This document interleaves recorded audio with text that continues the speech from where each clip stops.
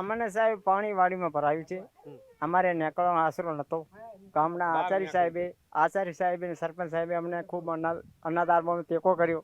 અહીંયાથી અમે આ નહેરમાં લાયા છે.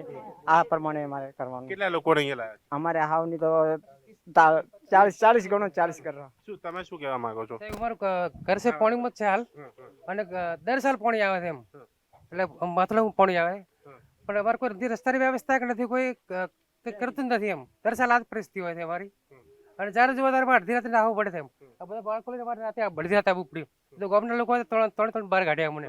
ખાવાની એની વ્યવસ્થા શું છે? ખાવા પીવાનું ગામમાંથી આવે છે, બીજું કોઈ સહાય મળી નથી મને. સરકારે કોઈ ફૂડ કીટ આપે છે? કોઈ સરકારી નહીં, કોઈ નહીં. કામ તો કરી રહ્યું જ છે, પણ હજી આ લોકોને એમ કે મદદની જરૂર છે. જેમ કરીને જેમ મદદ વધુ બને આ લોકોને વધુ મદદ થાય, અને એમને રેસ્ક્યુ કરીને અહીંયાથી વાડીમાંથી અહીંયા લાવવામાં આવ્યા છે.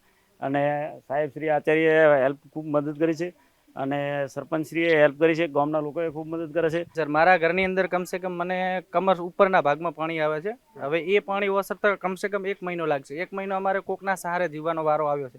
મજબૂર બન્યા છે. કોને છે? ક્યાં રહી રહ્યા છો? અત્યારે અમે બીજાના આજુબાજુ પડોશના જે નીચાણવાળા ભાગમાં પાણી નથી ભરાયું ને એ જગ્યાએ અમે રહીએ છીએ, ગામ તળની અંદર. તો ગામમાં કેટલા વિસ્તારમાં પાણી હશે? ગામમાં સમથિંગ 40% ઉપર પાણી છે ટોટલ. ગામ તળની અંદર હજુ પાણી નથી, બાકી ચારે બાજુના ઘેરાવામાં પાણી ફૂલ ભરાયેલું છે અત્યારે. અત્યારે અમે ફૂલ કપરી પરિસ્થિતિમાં છે સાહેબ. બરાબર, સરકાર તરફથી કોઈ સહાય મળે, ઘર વખરીનો બધો સામાન તૂટી ગયેલો છે, કોઈ પણ જાતની સગવડ હાલ નથી.